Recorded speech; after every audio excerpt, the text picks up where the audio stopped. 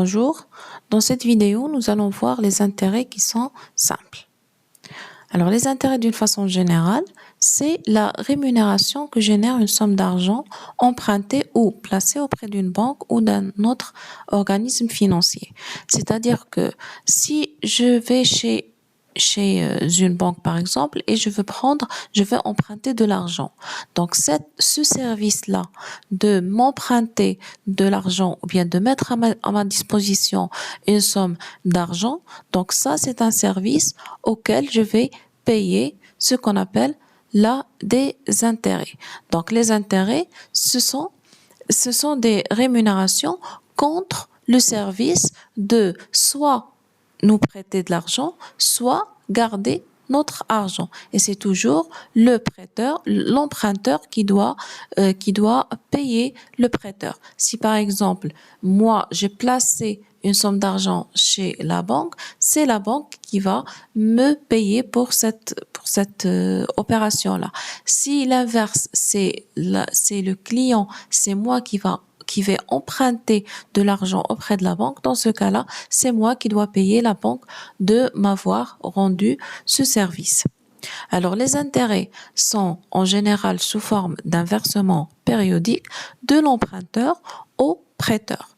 La valeur ou bien le montant des intérêts, il dépend de trois paramètres. Premièrement, la somme dont il est question, c'est la somme qui est soit empruntée, soit placée, qu'on appelle capital.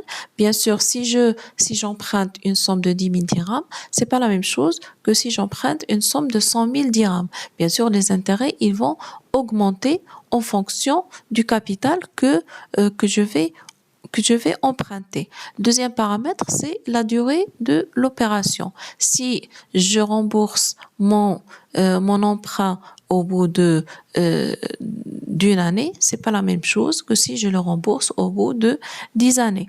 Et troisième paramètre, c'est un pourcentage qui est annuel, qu'on appelle taux d'intérêt et qui est donné par la structure financière. Donc, ce dernier, il peut être fixe ou bien variable.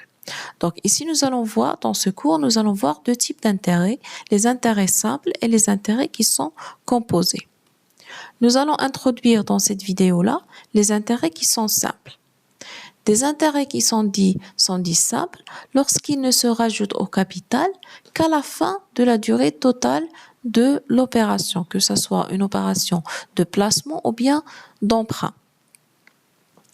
Alors, le fait que les intérêts ne vont être rajoutés qu'à la fin de la durée totale veut dire que ces intérêts-là ne vont pas générer eux-mêmes d'autres intérêts, comme dans le cas des intérêts que nous allons voir, les intérêts qui sont composés. Donc, en général, ce type d'intérêts, les intérêts simples, sont appliqués pour les emprunts ou bien pour les placements qui sont à court terme, c'est-à-dire qui ne dépassent pas une année. Alors, pour voir les formules de calcul de l'intérêt simple, on va devoir besoin des notations suivantes. Premièrement, on va noter grand C, le capital dont il est question, c'est le capital emprunté ou bien placé, qu'on appelle aussi valeur nominale et qu'on appelle aussi la valeur actuelle. Le N, c'est la durée du placement ou bien de l'emprunt. T, c'est un taux d'intérêt annuel qui est en général exprimé en pourcentage. Et I, on va noter I, l'intérêt simple qu'on cherche à calculer. Donc, si la durée elle est exprimée en nombre d'années, l'intérêt il est calculé par la formule capital fois le taux sur 100 multiplié par N. Si le N, c'est le nombre de mois, il faut le diviser par 12. Et si N désigne le nombre de jours, il faut le diviser sur 360.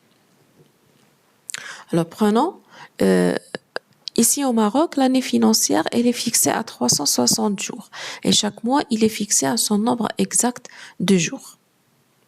Donc, prenons quelques exemples d'application. Un capital de 15 000 dirhams est prêté pendant 2 ans à un taux annuel de 4,5%. La question, c'est quel est l'intérêt qui va être fourni. Donc, ici, la durée, elle est exprimé en nombre d'années. Donc, on avait dit que les intérêts simples sont appliqués en général pour des durées qui sont inférieures ou égales à n. Donc là, c'est juste pour appliquer la formule, pour voir un exemple.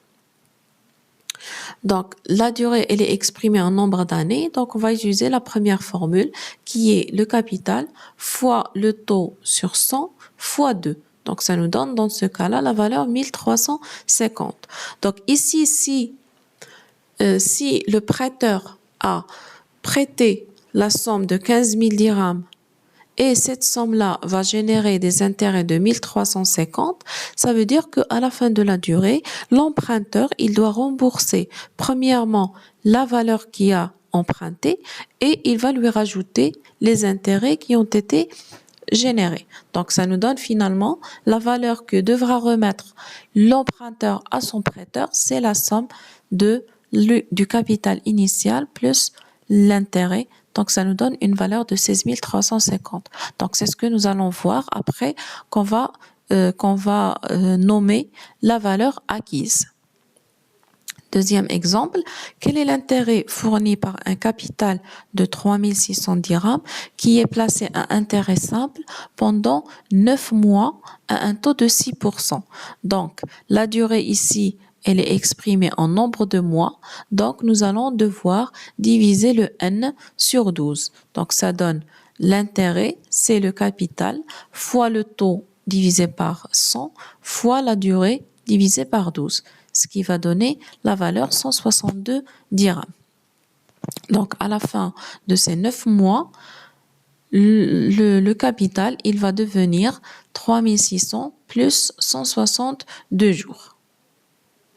Troisième exemple, soit un capital de 4800 dirhams placé au taux annuel de 4,75% du 12 mars au 17 juillet.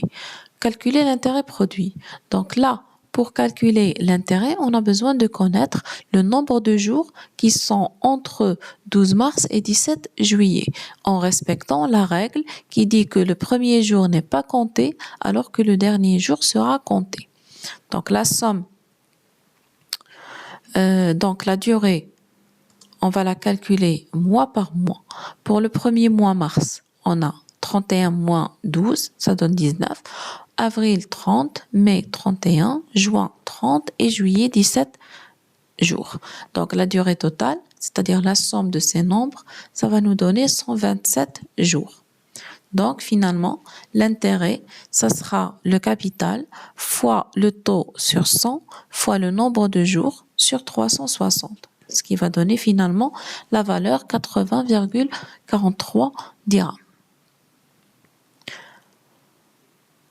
À la date 18 juillet, c'est-à-dire à la fin de la durée totale, le capital, ça sera 4800 plus l'intérêt qui est de 80,43 dirhams. Alors, la valeur acquise.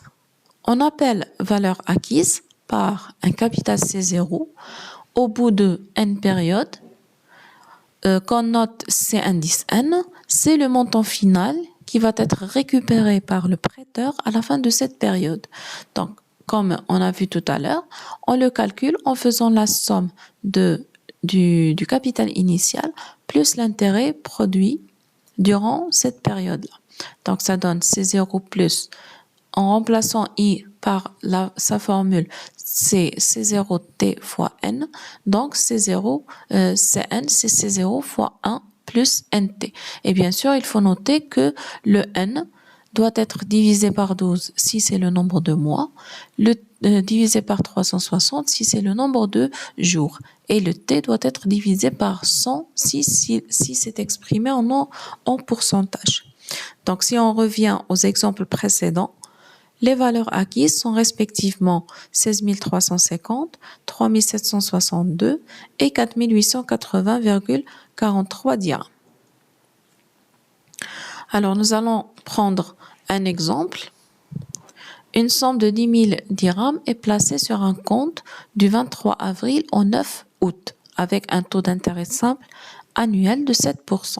Première question, calculer le montant des intérêts. Donc ici, on a du 23 avril au 9 août. Donc premièrement, on va calculer le nombre de jours. Donc, pour avril, c'est 7 jours. Pour mai, 31, et ainsi de suite jusqu'à août, c'est 9 jours. Donc, le nombre total, c'est 108 jours. Donc, la valeur de l'intérêt qui est égale au capital fois T sur 100 fois le nombre de jours sur 360, ça va donner la valeur de 110 dirhams. Deuxième question, calculer la valeur acquise par ce capital. Puisque les intérêts qui ont été générés sont 210, la valeur acquise, ce sera la valeur initiale, c'est-à-dire 10 000 dirhams, plus 210 dirhams, ce qui va donner une valeur de 10 210 dirhams. Troisième question, on suppose que la date du placement, c'est le 23 avril. La question, c'est à quelle date la valeur des intérêts serait de 315. Donc, dans cette question, on connaît la valeur des intérêts et on cherche à déterminer la date dans laquelle les intérêts vont atteindre la valeur de 315 dirhams, sachant que la date du placement, c'est le 23 avril. Donc, première chose que nous devons faire, c'est calculer le nombre de jours qui sont nécessaires pour arriver à cet intérêt-là.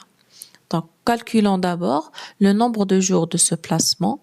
On a la valeur de l'intérêt, c'est le capital fois le taux fois le nombre de jours sur 360 qui vient du nombre de jours multiplié par 100 qui vient du taux.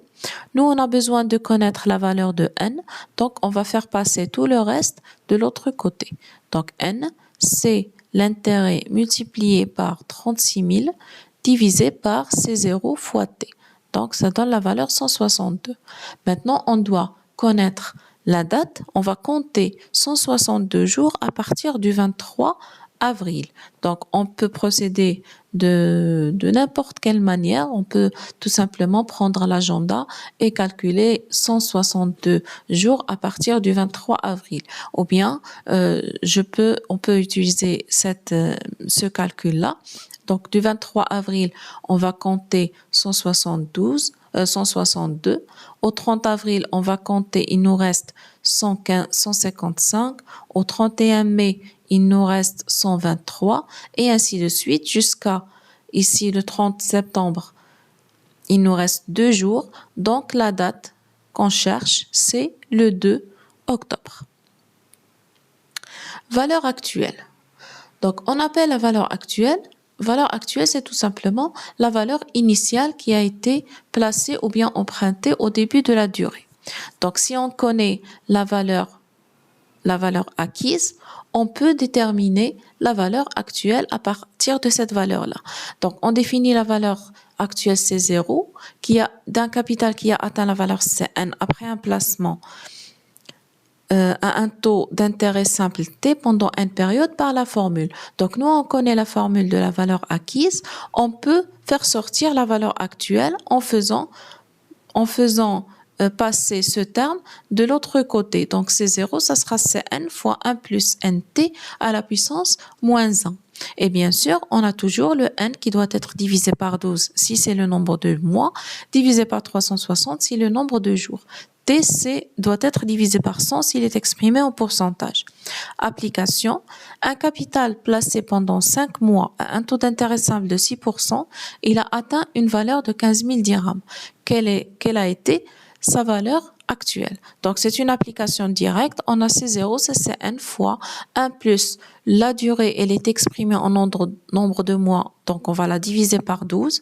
Le T, il est exprimé en pourcentage, donc on va le diviser sur 100. Donc, ça nous donne cette quantité qui est égale à 14 631,15 dirhams.